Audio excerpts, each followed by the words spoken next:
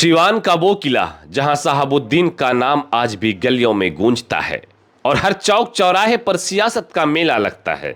2025 का विधानसभा चुनाव आर पार की लड़ाई है।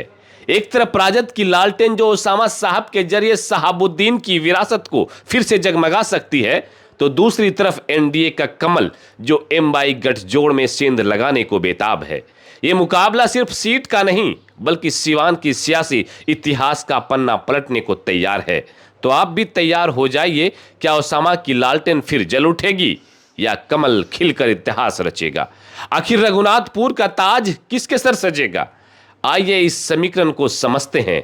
मेरा नाम है अबुल्लैश कीरम और आप देखना शुरू कर चुके हैं उजागर मीडिया।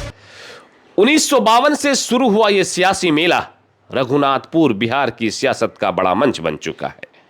पहले यहां कांग्रेस का जलवा हुआ करता था। उन्होंने यहां 8 बार ताज अपने नाम किया था। फिर जनता दल और जेडीयू ने अपनी चमक दिखाई, मगर पिछले 2 दशक से राजद ने यहां अपनी जड़ें गाड़ दी। 2015 में हरिशंकर यादव ने 10,622 वोटों से बाजी मारी और 2020 में यह अंतर 17,965 तक पहुंच गया। उस वक्त एनडीए का वोट बट गया। लोजपा और जेडीयू की आपसी दरार ने राजद की लालटेन को चमकने का पूरा मौका दे दिया। रघुनाथपुर में हेना साहब ने दिखाया कि साहबुद्दीन की विरासत अभी भी दिलों में धड़कती है। तो भैया सवाल यह है, क्या 2025 में भी लालटेन की रोशनी बरकरार रहेगी या कमल अपनी चाल से सबको चौंका देगा? इस बार राजद की तरफ से ओसामा साहब, जिन्हें हरिशंकर यादव ने पगड़ी सौंपकर सियासी वारिस बना दिया। दूसरी तरफ एनडीए से शायद रईस खान, जो कि लोजपा के प्रत्याशी हो सकते हैं या फिर कोई और नया चेहरा। वहीं यहां का समीकरण बड़ा मजेदार है। मुस्लिम वोटर 23% के आसपास है और यादव करीब 9.6% के आसपास। साहबुद्दीन का नाम मुस्लिम दिलों में जज्बा जगाता है और ओसामा की एंट्री ने इस आग में और घी डाल दिया। एनडीए की नजर भूमियार, राजपूत और कुछ ओबीसी वोटों पर टिकी है। अगर एनडीए एकजुट हो गया तो ये जंग दमदार हो सकती है। मुद्दे भी कम गर्म नहीं हैं। बेरोजगारी, बाढ़ की तबाही, तरक्की की कमी वोटरों के दिलों में हलचल मचा रही है। ओसामा की वापसी ने साहबुद्दीन की विरासत को नई जिंदगी दी है।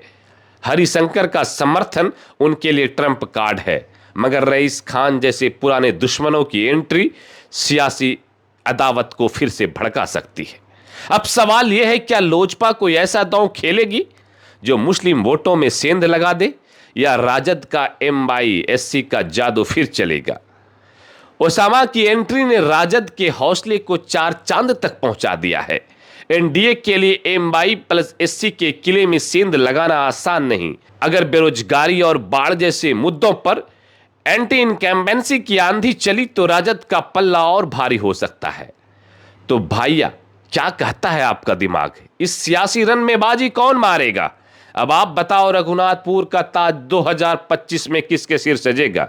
कमेंट में अपनी राय जरूर छोड़ें और अगर ये सियासी मसाला पसंद आया तो हमारे चैनल को सब्सक्राइब करना ना भूलें।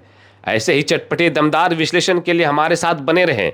लालटेन की रोशनी या कमल की चाल, रघुनाथपुर की विसात पे कौन मारेगा चाल? तो चलो इस सियासी तमाशे का मजा लो और अपनी भविष्यवाणी बताओ, कौन बनेगा रघुनाथपुर का सिकंदर? मिलते हैं अगले वीडियो के साथ। जोहार, आदाब।